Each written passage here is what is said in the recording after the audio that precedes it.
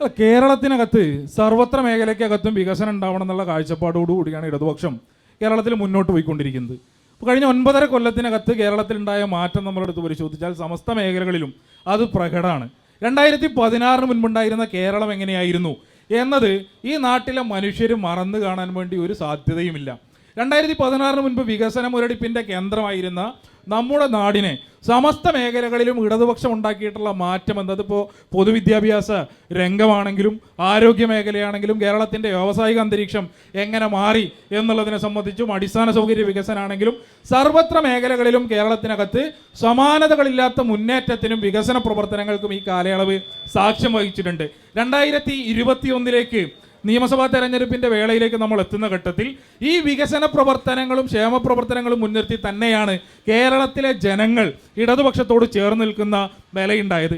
ഈ കാലയളവിൽ നമുക്കറിയാലോ, ഒരു ഘട്ടത്തിലും കേരളത്തിൽ യാഥാർത്ഥ്യമാകില്ല എന്ന് ഈ നാടിനകത്ത് പ്രഖ്യാപിക്കപ്പെട്ടിരുന്ന പലതും യാഥാർത്ഥ്യമായി നമ്മൾ കണ്ടു.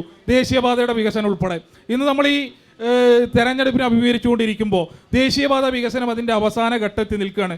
അത് സാധ്യമാകില്ല എന്ന് പ്രഖ്യാപിക്കപ്പെട്ടതായിരുന്നു. നമ്മുടെ നാട്ടിൽ ദേശീയപാത അതോറിറ്റി ഓഫീസ് അടച്ചുപൂട്ടി തിരിച്ചുപോയതായിരുന്നു. ഇങ്ങനെ സാധ്യമാകില്ല എന്ന് പ്രഖ്യാപിക്കപ്പെട്ട പലതും യാഥാർത്ഥ്യമാക്കിയതിൻ്റെ അനുഭവം മുൻനിർത്തിക്കൊണ്ട് തന്നെയാണ് ഈ നാടിനകത്തെ ജനങ്ങളുടെ മുൻപിലേക്ക് തെരഞ്ഞെടുപ്പിൽ ഇടതുപക്ഷം പോകുന്നത്.